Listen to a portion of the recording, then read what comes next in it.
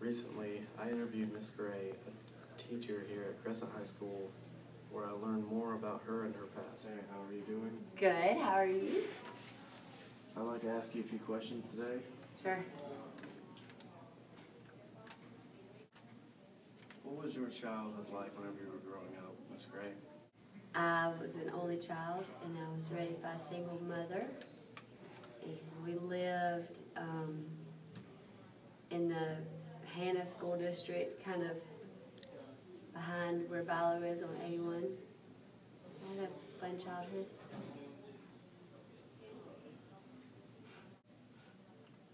During your childhood, were you very close with your family?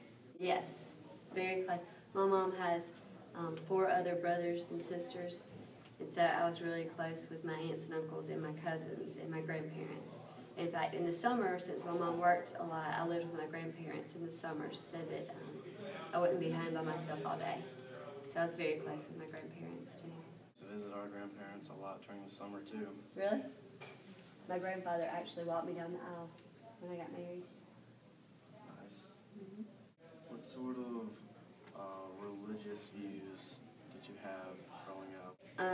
I was saved when I was 8 years old by my best friend Tracy's dad in her house one night, and was always raised in a very Christian household. My grandmother's always taught Sunday school and Southern Baptist church, so I've always been a Southern Baptist. As you were a child, what did you expect to be whenever you grew up? When I was real little, I probably wanted to be like a model or something crazy, maybe a dancer. But then when I got into high school, I was very, I don't want to say poor, but we were poor. And we were, you know, single mom, didn't have a college education, so wasn't raised even middle, I would say lower middle class for sure. And so when I started to high school, all of my friends had lots of money, but I didn't realize it until I started spending the night at their houses. So I would go to my friend Leanne Muldoon's house to spend the night, and she lived in what I thought was a mansion.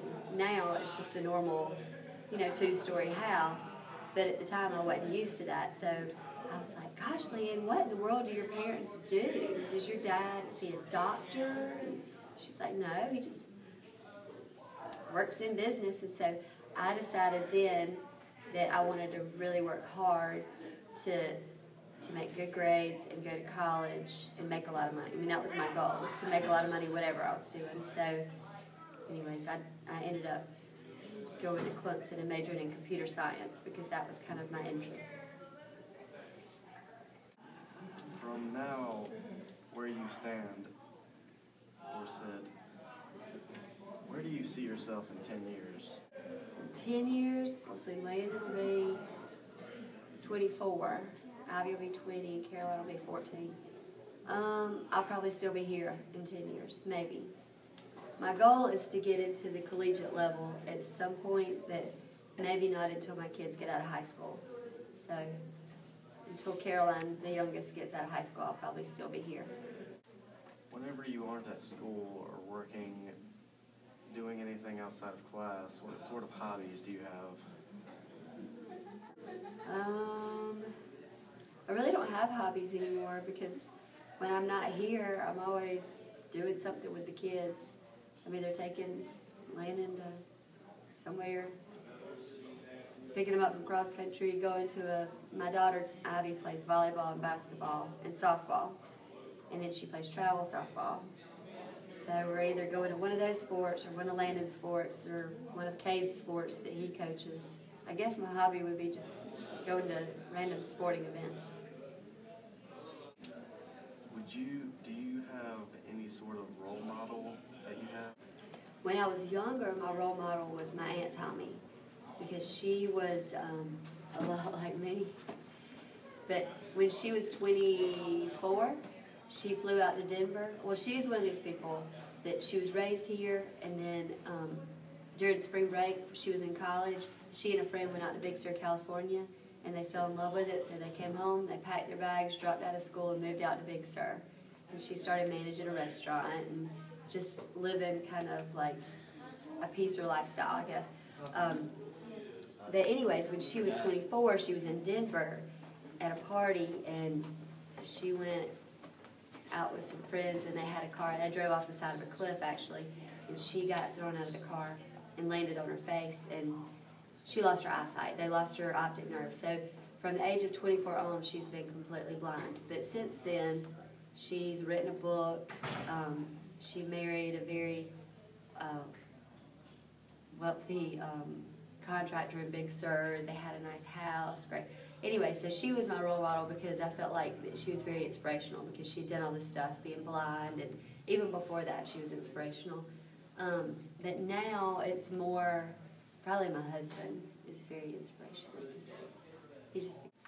Would you recommend any tips for children or kids growing up, how they should do anything? Yes. Well, my biggest tip would be figure out something you're good at and that you love doing, and then figure out how to do that for the rest of your life. Because I think too many people settle because they don't understand that life can be fun. You know what I mean? I think kids maybe are really good at music or really good at art, but then they go to work at Frigidaire for the rest of their life and they're miserable. Not to say that anybody that works at Frigidaire is miserable. I'm just saying, you know, I wish that people who had talents and passions would really stick to those and figure out how to make those their life. So that, you know. Okay, for the last question, if you won the lottery, what would you do with the money? I would save a lot. I would donate a lot to charity. And so I would tithe to my church first, and then I would donate some to charity, and then I would put some into different accounts that draw interest so that my kids would have that when they got older. And then I would, I don't know, I'm a big saver. I don't like spending money, so I guess I would just pay off everything that, like our new house, I would pay that off. And then I'd probably still work here, but maybe not as many hours. Maybe I would work as a teacher's aide. I don't know. All right, well, I think that's all the time that we have.